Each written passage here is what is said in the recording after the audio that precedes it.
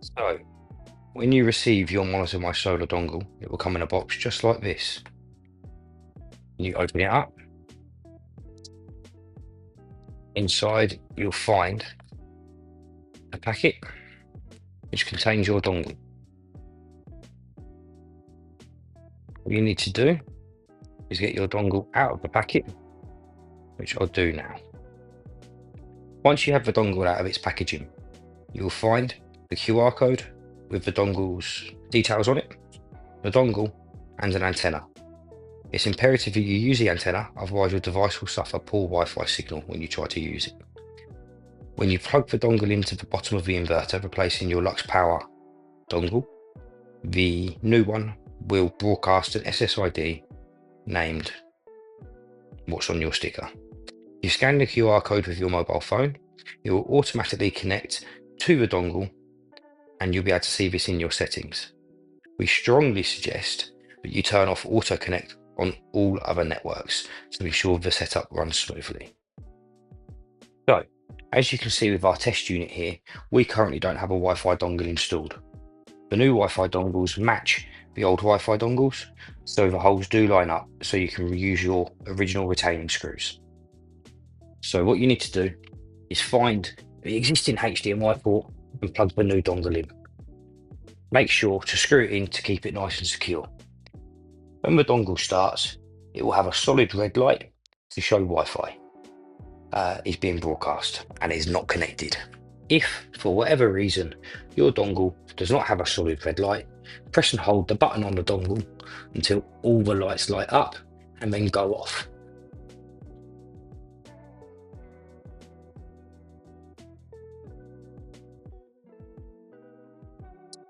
At which point, the dongle will restart and you will have your solid red light.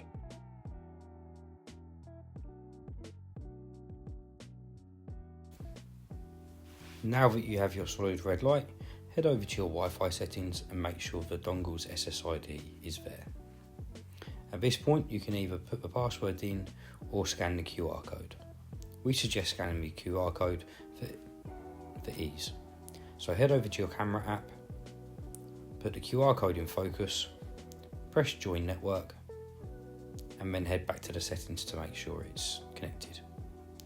We also suggest that any other known networks that you've got, you turn off auto join. That way you stay connected to the dongle throughout the whole process. Now that you can see that the dongle is connected, head over to a browser window and go to 192.168.4.1. This will take you to the setup page. Select which region you're in and then press next. Now it's time to set up your Wi-Fi. Press scan for networks and the dongle will scan for networks that it can find. If this fails, it will rescan. So just leave it be until the Wi-Fi name list is populated.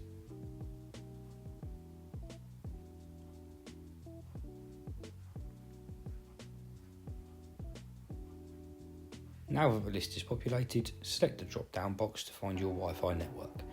Put your password in, press save, and the dongle will connect to the Wi-Fi network. Once connected, you'll get a notification telling you that the dongle will restart and you'll be redirected. If this does not redirect, join back to your normal network and head either to the IP address or the host name listed on that page.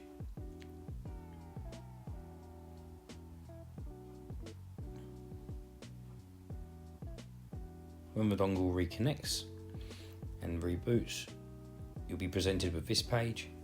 You can select online monitoring or no for local only. If you select no, you only get access to one MQTT connection, which is for Home Assistant. We're going to select yes. You now need your monitormy.solar username and password. If you do not have one of these, tap register and put in your email address, username and plant name for use with our portal. If registration was successful, you'll be redirected back to the login page and you'll have a successful notification.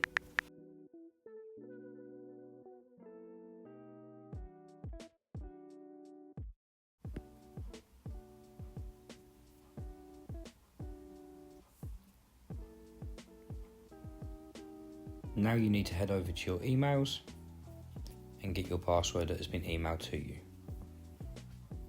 Copy this, go back to the login page,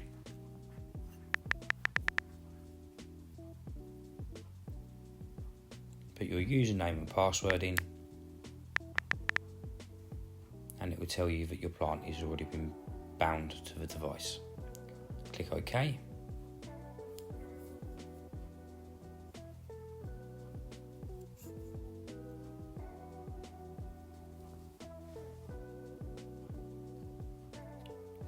Choose your brand of inverter and then click Next.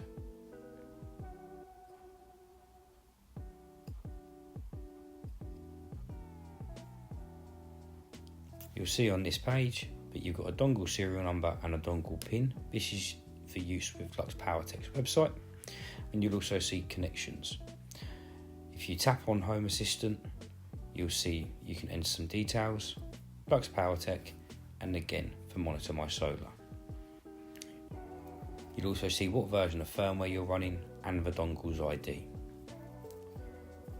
Now if we head over to the OTA page, this will automatically load the latest firmware from the server, and if it is different to the firmware currently loaded on your device, you'll be given an option to update.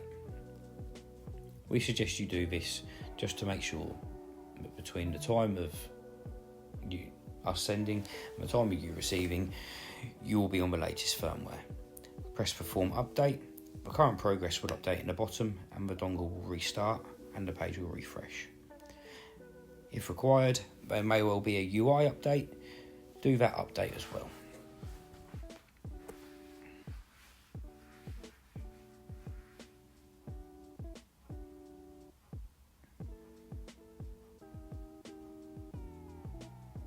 Once the UI update has completed, just like the firmware, the dongle will reboot and the page will refresh.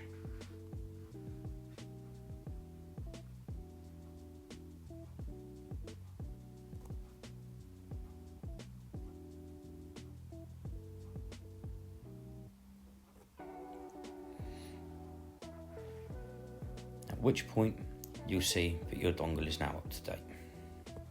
For every release that we make, there will be a change log. Please make sure to read this thoroughly, as things change from time to time.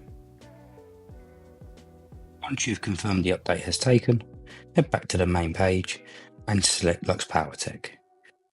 Choose your server and then press Enable. Once you've done this, choose Home Assistant and then enter your Home Assistant broker's IP address, which is usually the same IP address as Home Assistant itself. Your username is your login username and your password is the password that you use to log in for Home Assistant. Press Enable, then Close, and then Save All. This will allow you to send data to Lux PowerTech and Home Assistant. If you wish to send data to our portal as well, enable the monitormy.solar portal. And that is the setup complete.